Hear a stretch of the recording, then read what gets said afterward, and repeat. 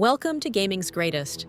Today we are looking at a classic JRPG series called Parasite Eve. Parasite Eve is a role-playing video game developed and published by Squaresoft. The game is a sequel to the novel Parasite Eve, written by Hideaki Sena. The game featured impressive CGI cutscenes for its time, something Squaresoft were quite known for back then. The story follows New York City police officer Aya Brea over a 6-day span in 1997 as she attempts to stop Eve, a woman who plans to destroy the human race through spontaneous human combustion. Parasite Eve was Squaresoft's first M-rated game and the first major American and Japanese game development collaboration for the company. It was produced by Hironobu Sakaguchi and directed by Takashi Tokita. Music for the title was composed by Yoko Shimomura, who was widely acclaimed for her work to create an inorganic and emotionless soundtrack. Parasite Eve received positive reviews. Critics praised the graphics and gameplay. Today, the game has a huge following amongst gamers who are hoping to see the game receive the remake treatment.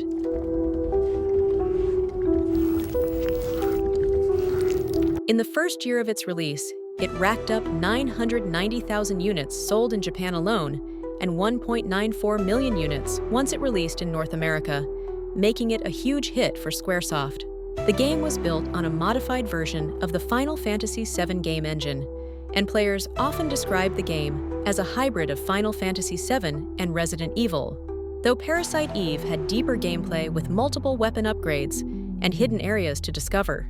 Players moved around New York via a world map, where the player would unlock new areas through story progression and even some optional dungeons. Upon finishing the game and starting New Game Plus, more areas would become available for exploration. Parasite Eve would go on to receive 2 more games, Parasite Eve 2 on PlayStation 1 and The Third Birthday, which was a PSP exclusive.